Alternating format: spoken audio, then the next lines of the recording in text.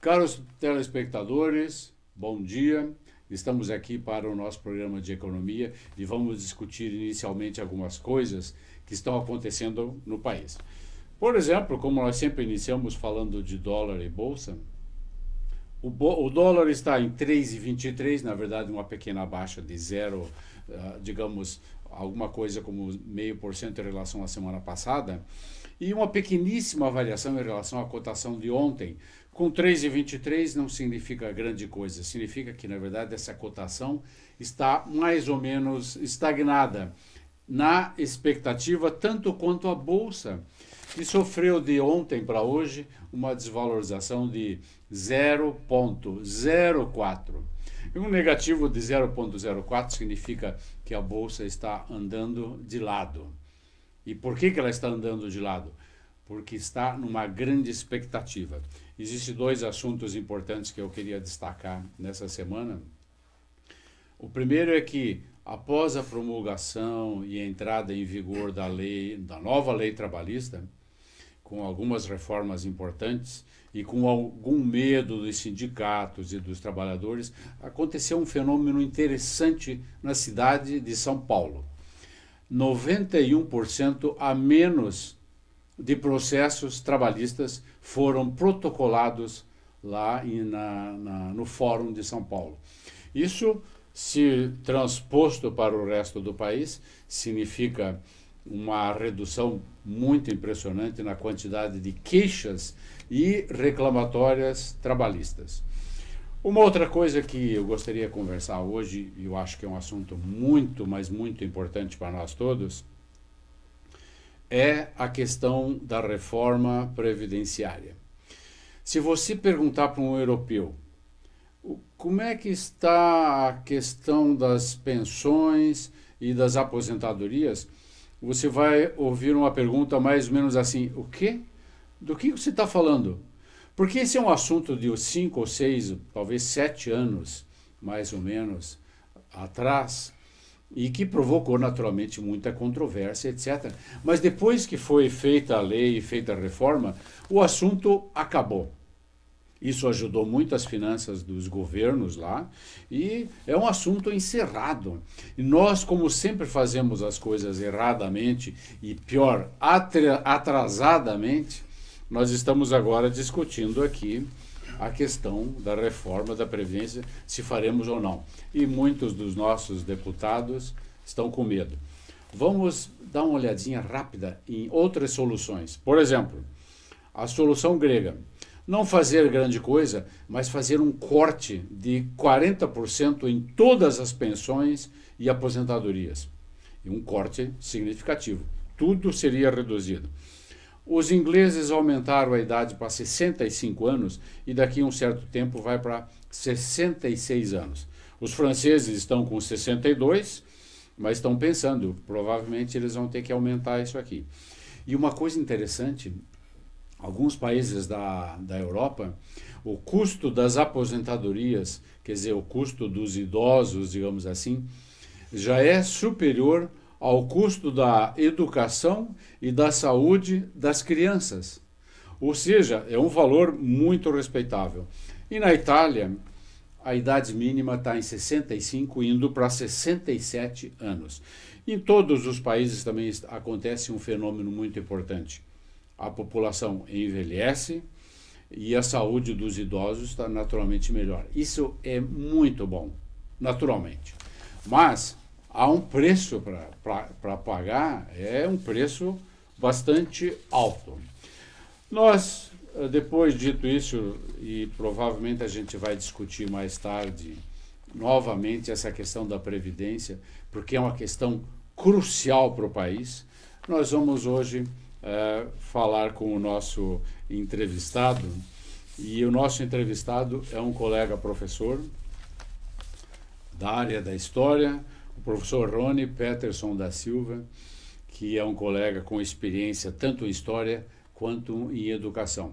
Ele é professor da Unifacvest e nós vamos fazer a primeira pergunta, professor Rony. O Brasil já viveu muitas crises, né, naturalmente.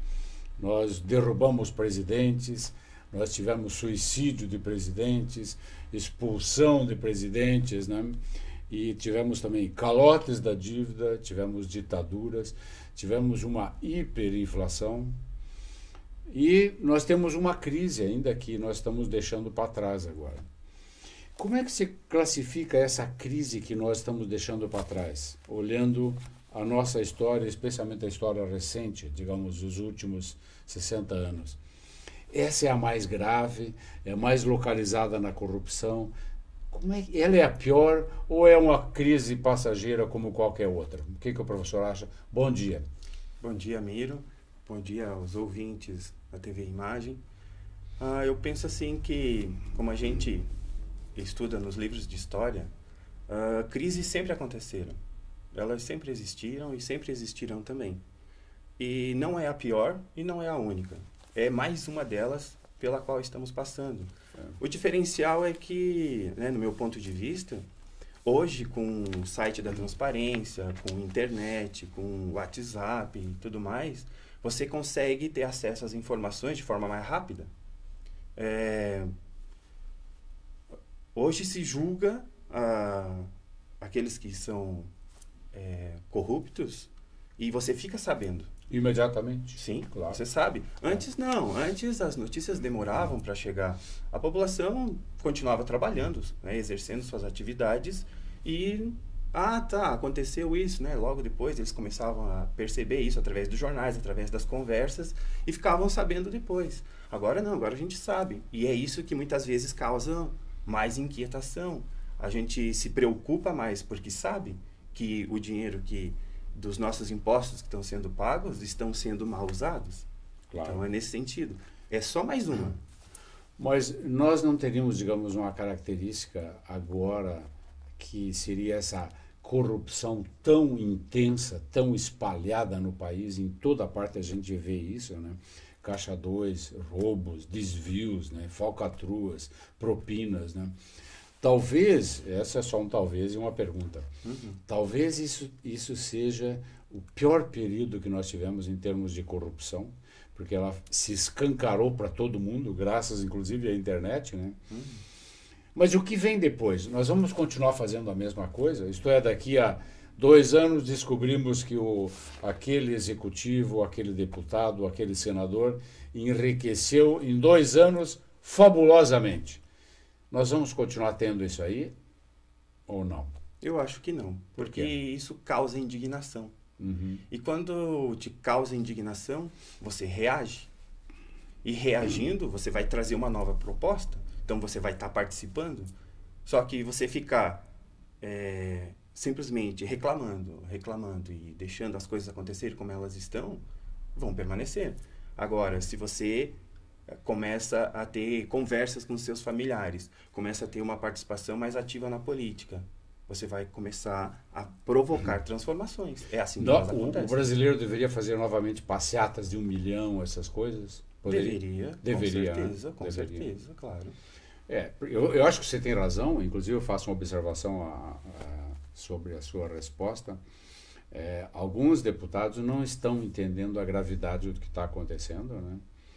E eles estão pensando mais em proteger a si mesmos, né? E a população aparentemente está em observação, né? Mas deveria haver um pouco mais de passeatas e de protestos explícitos para mudar isso, não acha? Eu vejo assim, os deputados, eles sabem o que está acontecendo, mas eles têm foro privilegiado, então eles estão protegidos pela própria lei. Por sinal, ontem esse assunto entrou em discussão, né?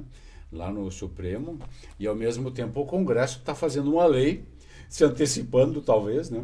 E talvez para cobrir alguns buraquinhos, etc., em defesa própria.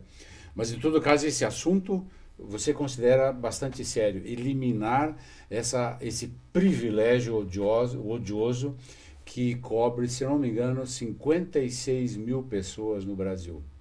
Quer dizer, essas 56 seriam julgadas pelo Supremo somente, e elas se tornam, na verdade, não puníveis, né? Por causa disso, não acha? É a impunidade através da lei.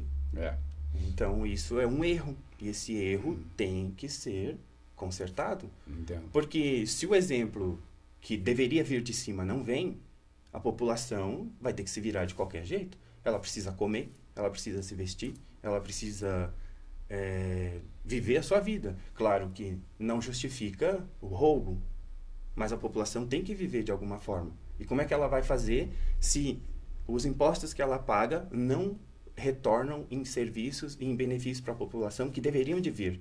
Assim como outros países que a gente vê no norte da Europa, que tem universidade pública gratuita, tem atendimento médico gratuito, tem creche para as crianças gratuitas, ricos e pobres estudam na mesma escola, sem problema nenhum. Claro. Por que no Brasil o rico tem que ir para a escola particular e pobre tem que ir para a escola pública? Para que essa diferenciação? Sim. Somos todos iguais, Verdade. temos capacidade, a gente precisa de estímulo. E se não for estimulado, não vai acontecer. A questão de estimulado, eu gosto dessa ideia, mas eu queria que o professor me explicasse como. Se o exemplo que vem de cima tem sido, digamos assim, normalmente, ordinariamente, péssimo, né? Falta de escrúpulos, falta de ética, desrespeito à lei e assim por diante. O Rio de Janeiro é um exemplo disso. Isso, se nós tivéssemos uma situação, digamos assim, de extinção da impunidade, você acha que a população, de modo geral, se tornaria, digamos, mais séria no sentido europeu da palavra e poderia parar com o jeitinho, por exemplo, e se tornar um povo mais educado? Seria possível isso ou ainda há um longo caminho pela frente? Tudo tem um jeito, né? Uhum. Tudo tem uma forma de ser solucionado. A educação em casa é uma delas. Claro. É a primeira. E nós negligenciamos isso aí, né? Não totalmente, mas pelas condições que estamos vivendo. Aham. Por exemplo, vamos pegar um político, né? Tem vários nomes aí que nós podemos citar, que foi pego, né, em casos de corrupção. Os pais dele, a mãe dele e o pai dele deram educação para ele. Mas ele resolveu usar a educação dele de uma forma diferente, para seu benefício próprio. Mas quando ele entra na coisa pública, não é para ele, é para a maioria, é para o conjunto. Claro. Então, esse é uma decisão dele. Não que os pais, a não ser que os pais disseram para ele, não, meu filho, a hora que você tiver oportunidade, pode pegar, não tem problema. O que talvez fosse improvável, mas... Talvez. Eu né? acho que todos os pais ensinam seus filhos a serem pessoas do bem, serem pessoas honradas, né, que queiram respeitar o próximo. Eu não posso fazer para o outro aquilo que eu não quero que façam para mim. Claro. Mas há uma percepção que eu tenho percebido, por exemplo, na imprensa ou na internet, de que as famílias têm delegado à escola a educação. Isto é, não é somente a educação formal de história, matemática, né, geografia e a ciência e tal, mas a educação. Quer dizer, os pais e as mães se abstêm de educar a criança, né, com ética, com moral, com princípios. Sim. Você acha que isso é uma coisa que nós brasileiros estamos relaxando ou estamos praticando em boa fé, fazendo o que devemos?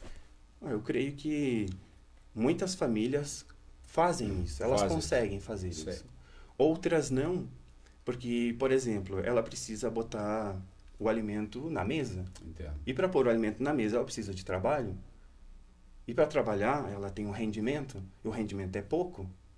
Aí, muitas vezes, ela trabalha em 2 empregos. Os filhos vão ficar onde? Numa creche. Numa creche, numa escola. Então, de certa forma, eu trabalho em escola pública, estadual. E já trabalhei em escola municipal também. E a gente percebe isso. Só que, com o salário baixo que nós temos aqui no Brasil, como é que uma pessoa vai conseguir dar atenção ou conseguir dar o mínimo necessário para o seu filho se precisa estar trabalhando e ganhando pouco?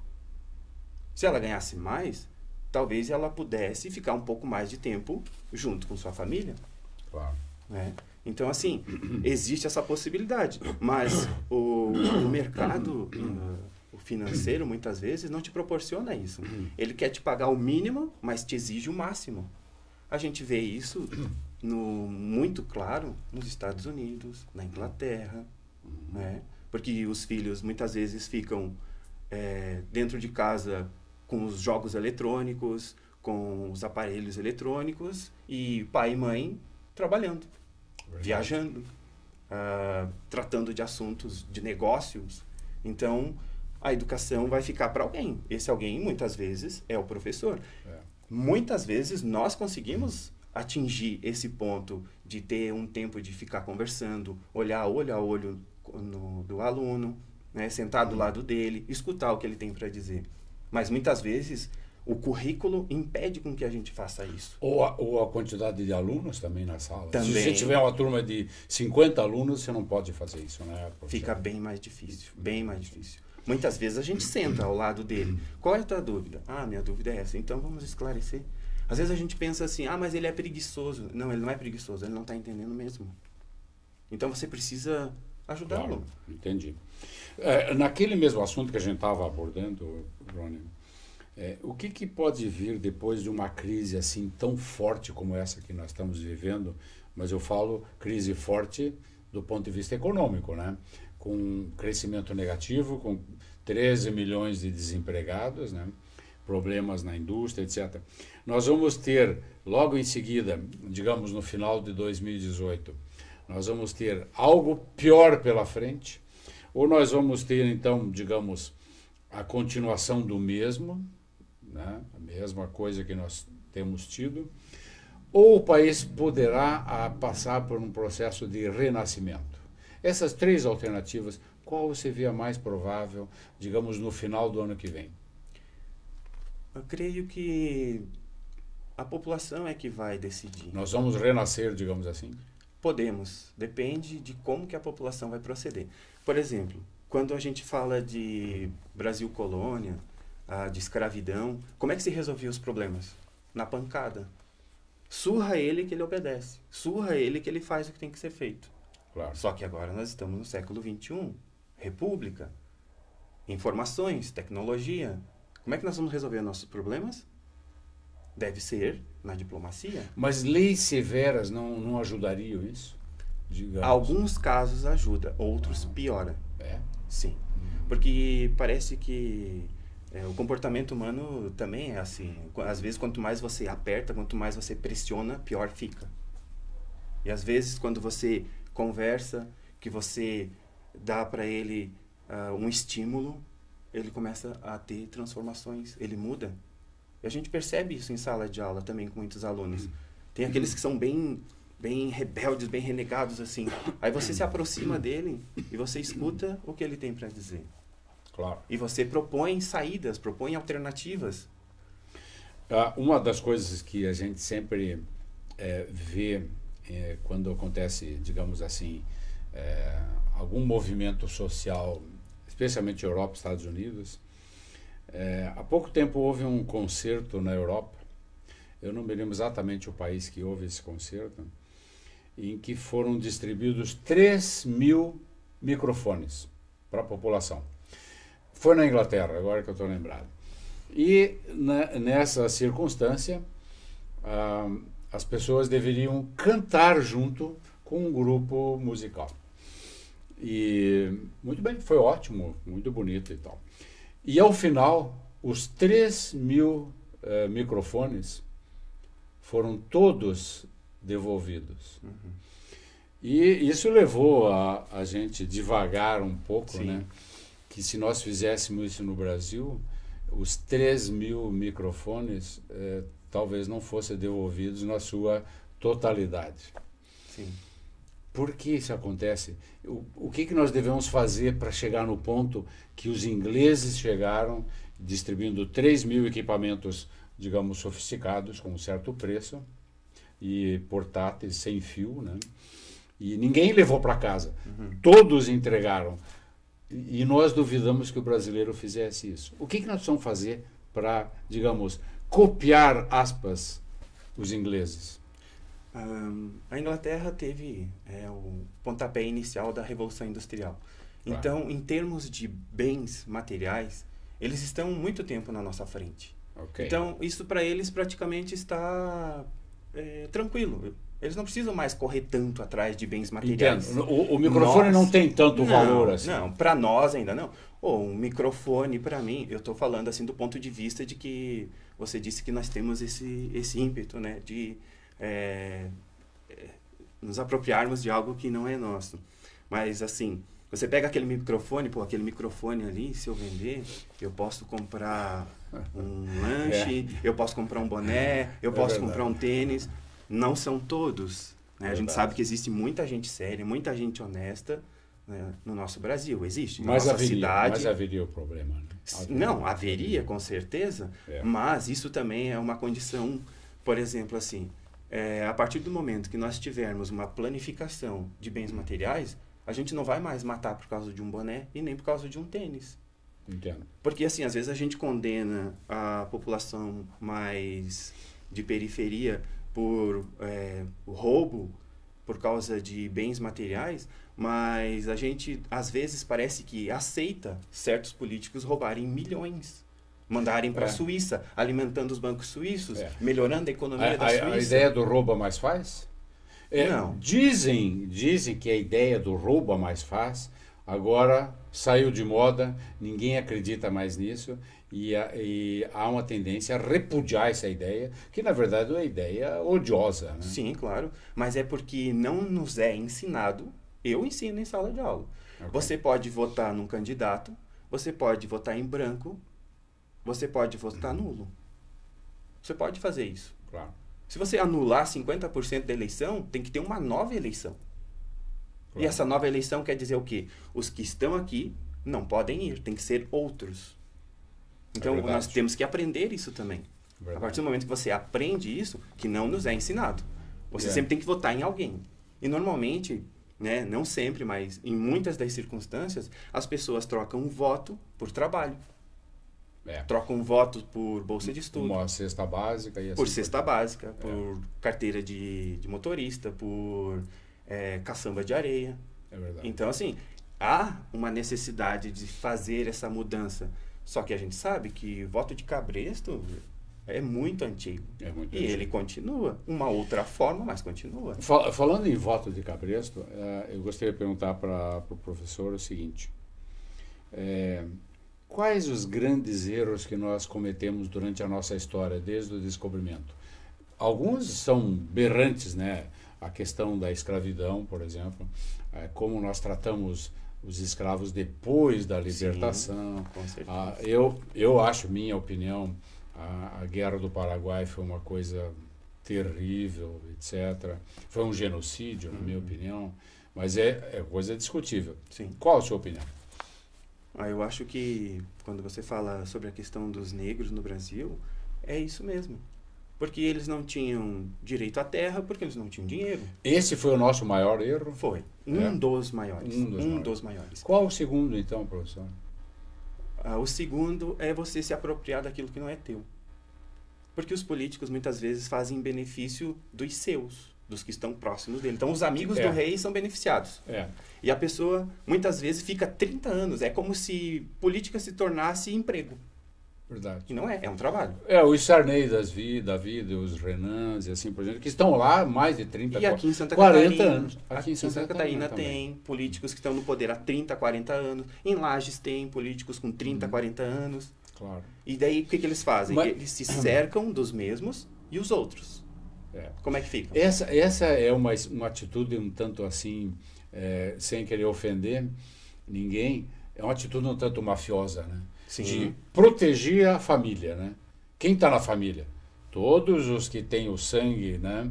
E até alguns agregados, mas é a família, né? Essa é uma questão.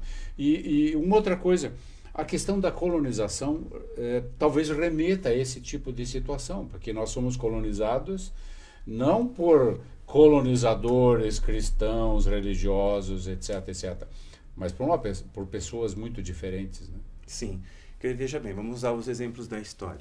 Tem os redutos, né, as reduções guaraníticas. Elas estavam muito bem. Tanto que o Marquês de Pombal viu uma ameaça e resolveu acabar com elas. Mas qual era a dos jesuítas? 10% para nós, 90% para vocês. O que vocês produzem é de vocês. Agora, se os jesuítas chegam, ó, 90% é nosso e 10% é de vocês, teria causado um caos. Claro. Né? Então, assim, existem esses problemas para serem resolvidos. Por exemplo, vamos lembrar agora, dia 20 de novembro, sobre a consciência negra. Tem uma frase que é muito utilizada sobre o Ubuntu. Eu sou, é o significado dela, que o Nelson Mandela também, né, proferiu várias vezes. Eu sou porque nós somos. Não sou eu que sou sozinho. Claro. Eu sou junto com você, junto com o outro, junto com o outro. Então. Porque nós vivemos aqui. Como é que eu vou me alegrar tendo do bom e do melhor e vendo o outro comendo no lixo? Sim. Não tem como. Não tem. Pelo menos eu não consigo entender isso. E a maioria das pessoas que se dizem cristãs não fazem isso. Elas se dizem cristãs, seguidores de Cristo, que nunca teve praticamente nada, né, a não ser a roupa do corpo. E as pessoas não seguem. Falam o nome dele, mas não fazem o que ele fez. Verdade. Então, essa convivência em comunidade, que nós deveríamos aprender, né, desde o nosso berço, lá na nossa infância, que a gente deveria levar isso para o resto da nossa vida. Agora, muitas vezes, a gente ouve falar, mas se você não se associar aos políticos, eles conseguem te tirar de lá, se você não entrar na máfia. Então, eu prefiro sair. Eu não quero entrar na máfia. Ok. Entende? Entendo. Ó, essa é uma questão que leva a uma pergunta, professor, que é mais o seguinte. Digamos, com uma certa ótica, nós podemos dizer que, mesmo que isso esteja mudando, nós somos um país jovem, né? A maior parte da população ainda é jovem. Eu acho que dentro de uma década, mais ou menos, esse panorama vai estar razoavelmente mudado, porque a natalidade está caindo muito. Mas nós podemos dizer que o Brasil é um país jovem, com estruturas sociais envelhecidas? Não, eu acho não? que não, eu acho que nós somos... Mas as nossas estruturas não têm que ser renovadas? Mas elas estão se renovando dia após dia. Estão se renovando? Sim, elas estão se renovando. Entendo. É que daí assim, né? Vem aquele ponto de vista. Nós somos jovens? Não somos tão jovens assim, não. Nós somos jovens enquanto cidades organizadas em ruas, em igreja, em mercado, em casas, colocadas umas ao lado das outras, né? Seguindo o modelo europeu. Mas os indígenas, aqui em Lages, viviam aqui há mais de 1000 anos. Eles estavam aqui. E tinham o seu jeito de produzir, seu jeito de viver. E, de repente, chegam os vicentistas e quebram com todo esse ciclo. E criam um ciclo novo. Claro. Entende? Então, vamos falar da revolução tecnológica. Nós estávamos num ritmo. Vem a revolução tecnológica, quebra-se aquele, constrói-se um novo. Entendo. Então, são essas situações que vão ocorrendo. Se a gente olhar para a nossa história, e eu acho que, é claro que essas coisas estão mudando rapidamente hoje, mas nós poderíamos ter em mente um país como o nosso modelo? Poderia ser os americanos, poderiam ser os holandeses, poderiam ser os franceses, que nós já tivemos muito contato, inclusive, digamos assim, culturalmente íntimo, né? Qual seria o nosso modelo ideal, professor? Seria os holandeses? Eu vejo assim, quando nós fomos invadidos, né, não descobertos, porque aqui já existia, já haviam milhares de índios, de povos vivendo aqui, que nós chamamos de índios, né? Mas haviam milhares de povos aqui.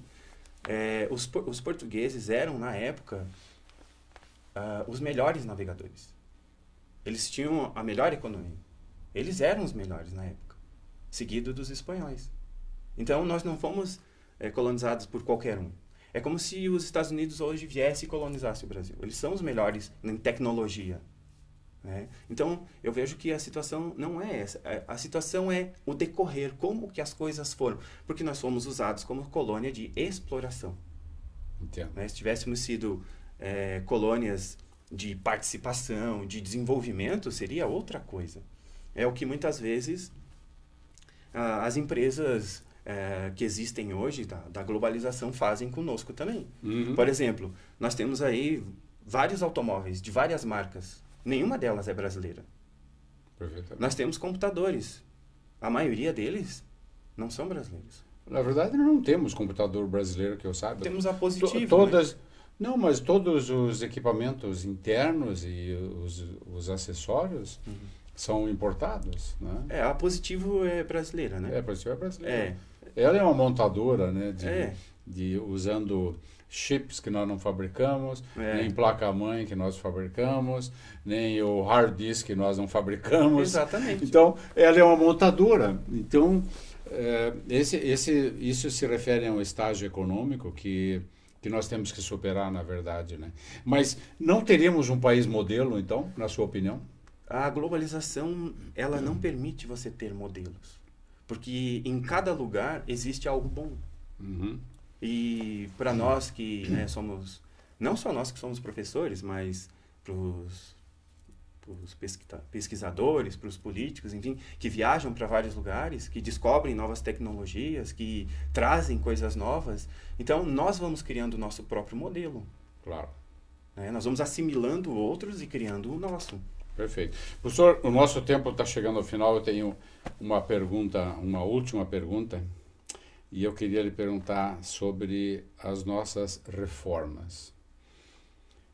Nós precisamos de reformas? E se precisamos, qual o mais urgente na sua opinião? Precisamos de reformas. Precisamos. E a primeira reforma que precisamos é acabar com os privilégios. Isso significa uma reforma da Previdência. Primeiro, os privilégios não só da Previdência, outros privilégios também. Porque existem os privilégios tributários, né? Os ricos pagam menos impostos, por exemplo. Sim. Mas, então, o professor está falando de uma reforma tributária muito extensa, né? Ontem eu li no site lá do Impostômetro que o próprio Banco Mundial agora está dizendo que o Brasil precisa cobrar mais imposto dos ricos. Mas, então, veja que coisa interessante, professor. Há uns 10 dias, mais ou menos, saiu uma notazinha na imprensa que um grupo de milionários americanos declararam o seguinte, que eles queriam ser mais tributados. Ou seja, que as leis boazinhas que lá existem, eles gostariam que fossem alteradas para eles pagarem mais impostos. Bom, se eles lá estão dizendo isso, lá cria-se uma condição para que os ricos paguem mais lá. Eles já tiveram... Mas e os nossos ricos? Os nossos ricos. Sabe que sem querer novamente criar sensibilidade, mas um profissional liberal ou um fazendeiro no Brasil paga 5% em média de imposto de renda. 5%. O assalariado paga 27% no máximo, né? 27,5%, se eu não estou enganado. Ora, então, o assalariado paga muito mais imposto do que aquele profissional liberal ou um fazendeiro, como eu mencionei, rico.